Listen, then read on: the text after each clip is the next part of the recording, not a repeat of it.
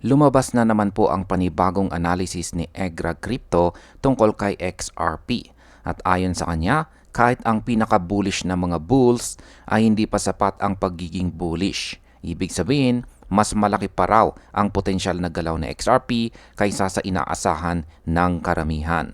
Ano nga ba ang nakita ni Egrag at paano po ito makakaapekto sa presyo ni XRP? Kaya ayan po ang siyang ating pag-uusapan sa video na ito. Pero bago po tayo magpatuloy ay pakibasa na lamang po muna ang disclaimer dito po sa ibaba ng ating screen.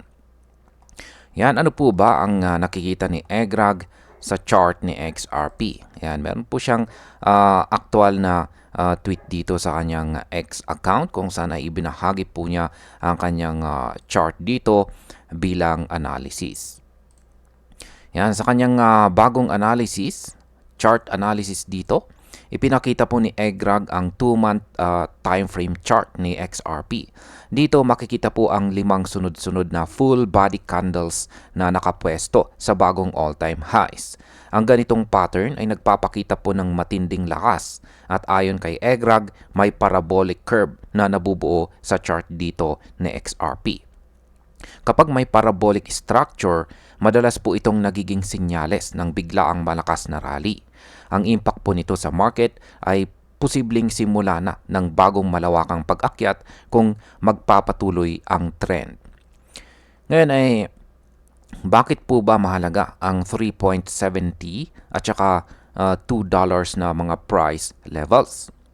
Para kay Egrag, ang presyo po na $3.70 ang pinaka-critical resistance. Kapag nagsara po si XRP ng full-bodied candle sa ibabaw nito, magiging signal daw ito ng major upward phase o panibagong yugto ng kanyang market performance. Sa kabilang banda, ang $2 na price level naman ay nakikita po niya bilang susi. Kung babagsak po si XRP sa ilalim ng $2, hindi ibig sabihin na tapos na ang rally. Bagkos, maihahambing ito sa panahon na si Bitcoin ay nasa $200 pa lamang bago po siya tuluyang sumabog pataas. Kaya para kay Egrag, ang mga bibili sa presyong $2 ay posibleng maituring bilang early adopters kapag tumataas na muli si XRP sa mas mataas na presyo. Ang impact po nito ay kapag naprotektahan ni XRP ang $2 na price level, mas lalaki po ang kumpiyansa ng market na may matibay itong suporta. Pero kung mahulog po siya sa ilalim nito, maaaring magkaroon po ng short-term panic selling bago po muling makabawi or makarecover ang presyo ni XRP. Ano naman po ang trading perspective at saka risk management ni Egrag? Ayan. Malinaw po na sinabi ni Egrag na ang kanyang focus ay nasa macro strategy. Ang ibig pong sabihin nito ay mas gusto po niyang bumili sa mababa at magbenta sa mas mataas na presyo kaysa mag-trade ng madalas. Para sa mga traders, pwede raw gumamit ng maliit na porsyento ng holdings, mga 10 hanggang 20% para sa short-term trading.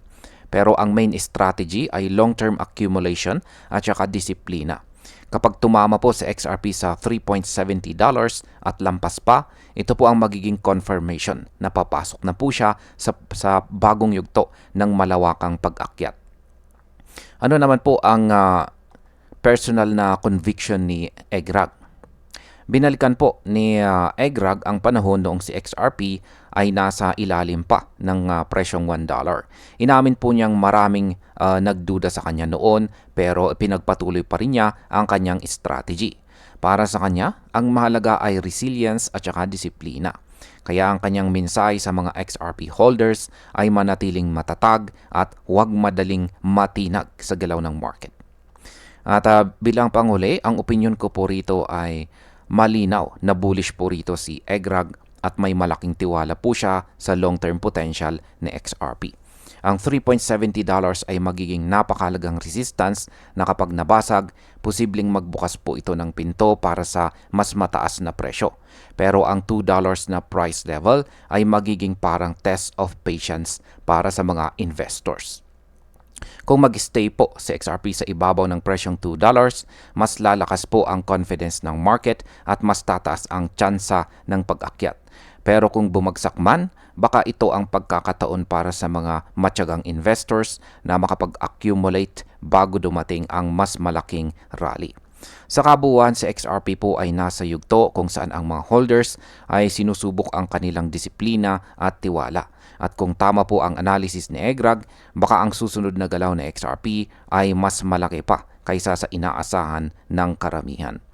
At ayan, hanggang dito na lamang po tayo sa video na ito mga ka-crypto. Marami pong salamat sa panonood. Ingat po tayo lagi at God bless po sa ating lahat.